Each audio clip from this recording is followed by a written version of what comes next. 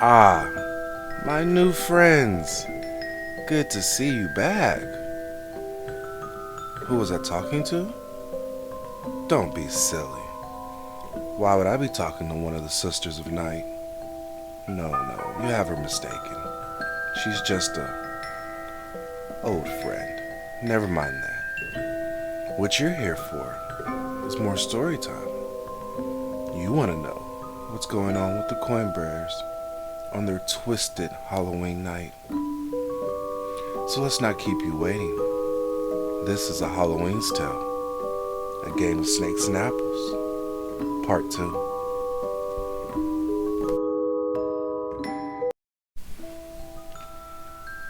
He led you back there to steal your coins? Tammy said, shaking her head. She peered down at her own coin nestled in her hand. She looked at the other 3 girls. 5,000,000 reasons not to trust anyone more than you have to. The women stared at each other silently for a few moments. Jessie broke the tension. But I want to team up with someone. I want to live past tonight, you know? I want that more than I want to be rich. I agree, Hannah said calmly, putting her hand on the lady's shoulder. Me and the guy in the tux, I didn't catch his name yet. We're going to look for a way out of here. First chance we get. Jessie smiled and wiped her tears. I would like that very much. Blair walked beside Tammy and whispered in her ear. They looked at each other. Hannah, was it? Blair asked. Yes, Hannah replied. How come you have 2 coins? Hannah looked at her hand before placing it behind her back. She cleared her throat before speaking. One of the people in my room died before the doors opened. I would be dumb to leave it there. Died? Or you killed? Tammy chimed in. Jessie looked at Hannah as if she was reconsidering her new partnership. Out of nowhere, the room filled with children's laughter as one of the watchers flew out of the rafters and landed in front of the women. The stone child's wings were extended out, making her look like a tiny angel of death. She smiled a wide, evil grin before speaking. Why would one care how one comes in possession of a coin? Your goal, all of you, should be to survive the night with as many coins as you can. With another thump, a second watcher landed behind them, and then she spoke. Soon, sister. Soon they would turn on each other. They always do. The double doors flew open as the guy in the tux appeared looking terrified. He stopped short of the watcher in front of him and fell backwards on the ground. She stared at him in his eyes. 4 minutes till 10, the watcher spoke. Tammy found the courage to speak up. You said they always do, like other people have played this shit before? Oh, many souls have run through these halls and played this game for longer than I believe your mortal mind can comprehend, the watcher closest to the girl snapped. Lex and Max finally came out of the kitchen and took the scene in front of them. Let me guess. It must be almost 10, Lex said calmly to Max. Well, shit. I'm not getting any younger. Let's get this shit show started, Max said while stretching his back out. The watcher, near the guys, took to the air and flew and landed next to the other stone child. They then began speaking in perfect unison. From this point on, all doors in the house are now unlocked. You are free to roam about as you please. However, many creatures call this old house home. Explore at your own risk. The first spin of the night is upon us. They held their disc high above their heads. Our truest mother, these souls await their fate touched by your hands. The hands on the disc slowly started spinning. Everybody in the group was silent, eyes locked on the spinning hands, nervously waiting for the game to truly begin. Once they revved up to full speed, spinning what felt like hours, they sharply stopped on the symbol of a snake. Evil grins crept on the faces of the watchers. A snake means a monster has been released in the house, one of the little girls said as if it brought her pure joy. Maybe more than one, the other watcher added on, giggling. Every monster released sole purpose is to hunt coin bearers for the rest of the game. Either you kill them or they kill you. A high-pitched scream could be heard echoing in the distance. The stone children laughed. Here is a hint of what's hunting you. A lover scorned and a lover's betrayal, yet they will share the same heart forever. The two girls beat their stone wings to take to the air, laughing the higher they climbed, before flying out of the ballroom. The group stared at each other before Matt spoke. Just gonna give you ladies a heads up. That guy we went to check on, he's a real fucking basket case. He killed that girl and took her coin too before giving us the slip. Jessie gasped and put her hands over her face. Hannah rubbed her shoulders. It's okay, we're gonna find a way out of here. Hey, Tux guy. He looked up, still seated on the ground. As he got to his feet, he yelled out, My name is Daniel. Well, Daniel, I think the three of us should get going. Whatever those freaky kids said was hunting us could be close. Staying here in a big group can't be a good idea. I agree, Daniel said, walking up to Hannah and Jessie, fixing his tux along the way. If you have seen the disfigured giant man, he paused. I don't know what he was back in that hallway. He felt like pure evil. He rubbed the back of his neck. We gotta find a way out of here, man. What man? Jessie said with a confused look on her face. That doesn't sound like Emil. Who's Emil? Daniel asked. Is that the name of that psychopath back there? No, I mean, that guy's a real fucking sick puppy and all, and we need to be on the lookout for him, but that's not what we saw in the hallway. What we saw was a real monster. For lack of a better word. Daniel got quieter as he finished his sentence.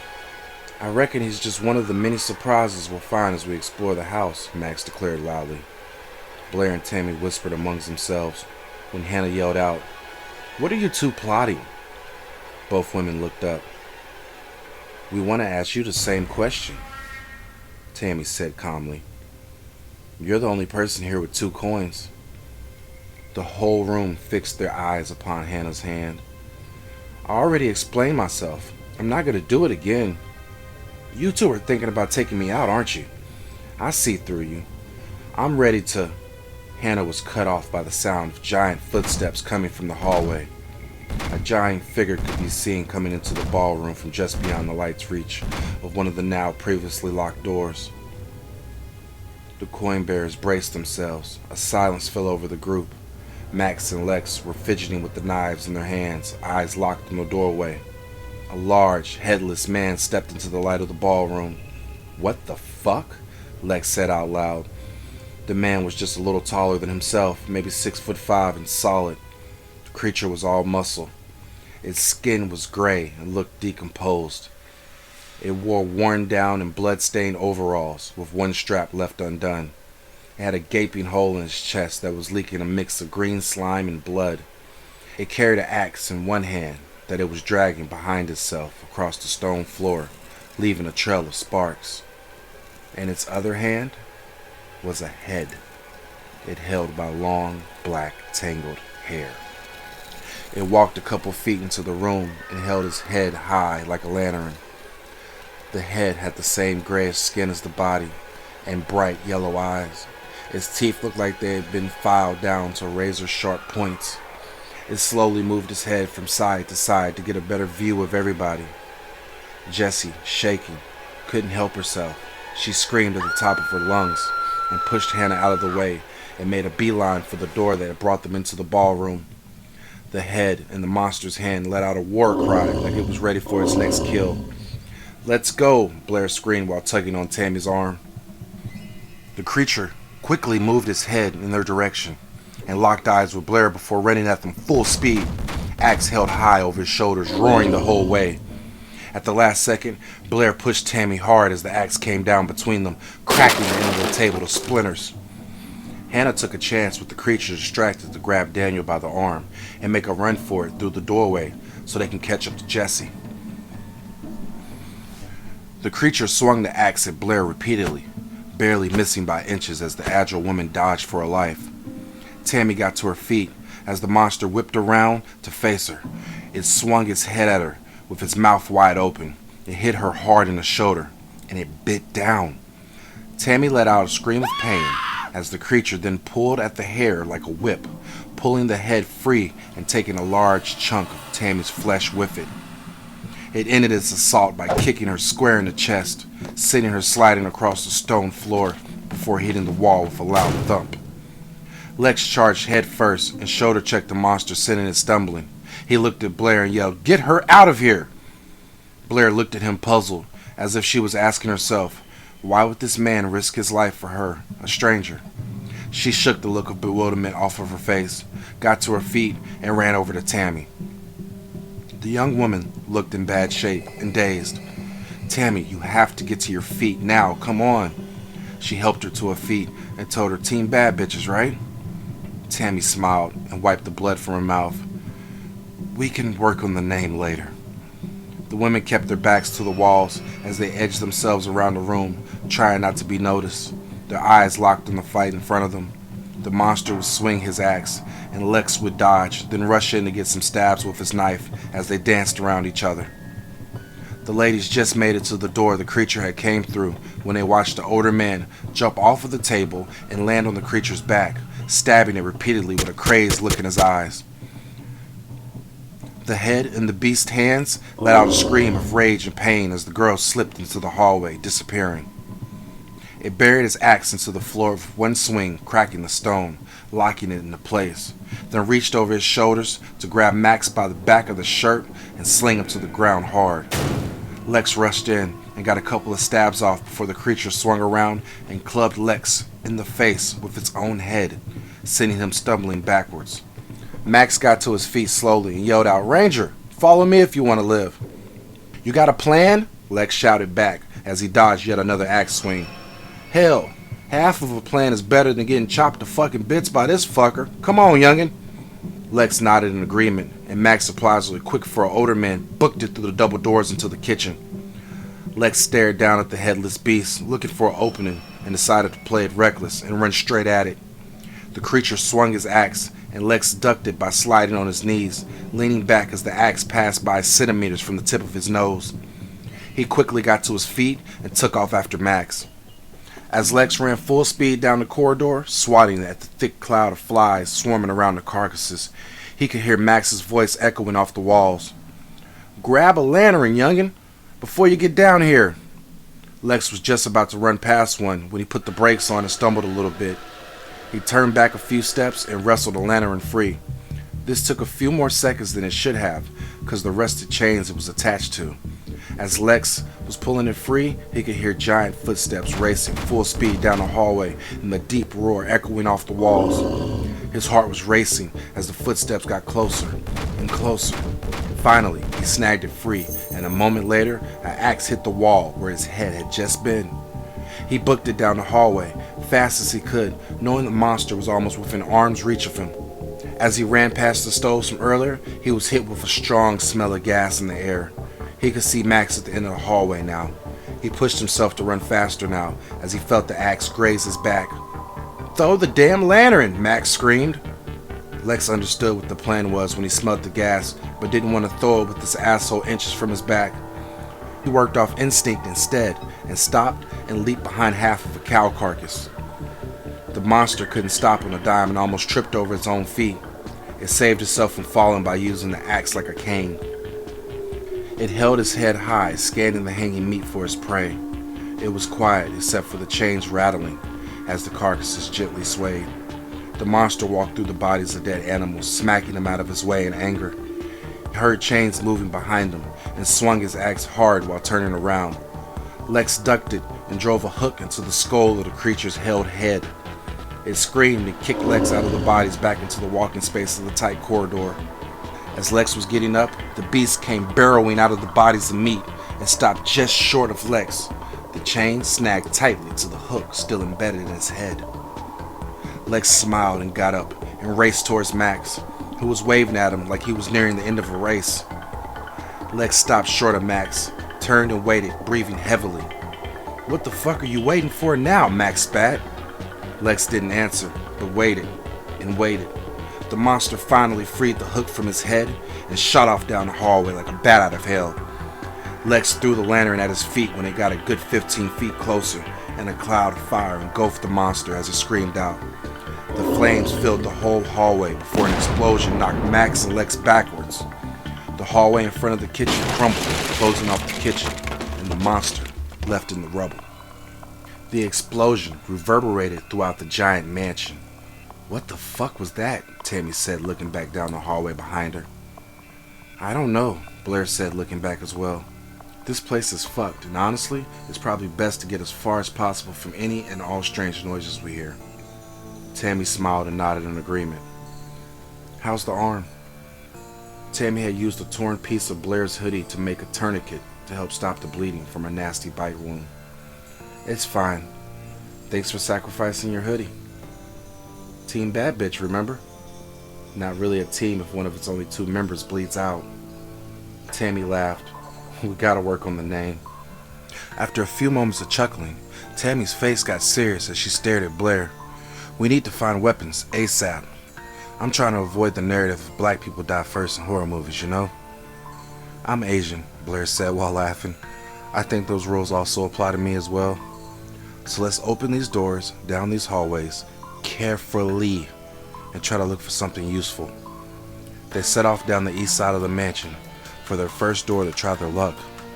Behind them, though, in the shadows, the crazed coin bearer, Emil, was watching them from around a corner, rubbing himself gently and smiling from ear to ear. "There goes 2 little coins, ripe for the taking, and 2 fresh females who look like they could need a friend." In the south part of the house, Daniel and Hannah were searching for Jesse. "What do you think that noise was?" Daniel asked. Hannah shrugged and whispered, "Jesse! Jesse!" Daniel smiled while looking at Hannah from over her shoulder. "You're a kind woman, willing to chase somebody down you barely know." Hannah smiled and calmly said, "I'm scared out of my mind, but there is safety in numbers, and more coins in one place." That last part, she said to herself in her head. A blue face appeared right behind Daniel's head and began to speak. "Daniel, my pitiful, pitiful Daniel. A perfectly good coin, ripe for the taking, yet you don't seize the opportunity. I thought you wanted the money for your own startup business more than anything in this world. Isn't that what you told me, oh pitiful Daniel? For your parents to look at you the way they look at your perfect brother and your perfect sister. How many birthdays have been forgotten and forgiven? Remember when you were a kid and heard your father say he wished you were the one who died in that accident and not your sister?" Daniel's fist tightened as he listened. "Your chance at proving them wrong is right in front of you. Win the game and prove yourself worthy of the coin I gave you." Daniel turned around to speak up, but no one was there, just darkness. It was only him and Hannah in the hallway. Hannah stopped moving and turned around to look at him. He looked scared and confused. "You okay?" she whispered. "Yeah. Yeah, I'm good. It's nothing." He stopped and turned his head slightly. "Do you hear that?" It sounded like faint crying. Hannah's ears perked up. "Jesse! It has to be her." They followed the sound to a slightly open door. Daniel pushed the door open slowly. It looked like a child's room. Old wooden toys lay still, covered in cobwebs, and kids' drawings lined the walls. "Jesse," Hannah whispered. A head popped out of a stand-up closet. Jessie peered out, snot and tears streaming down her face. Did you guys see her?" "See who?" Hannah said. Jessie stepped fully out of the closet. I was chased in here by a bride. She was crawling on the walls and screaming at me." Daniel and Hannah looked at each other in terror. Jesse let out a scream and pointed behind them. A watcher stood silently behind them. It is 11, and the next spin has happened. It landed on the dying lady, which means sacrifice. She smiled from ear to ear. One of the remaining coin bearers in this house must die in the next 10 minutes, by your hand or ours. So what are you waiting for? Choose.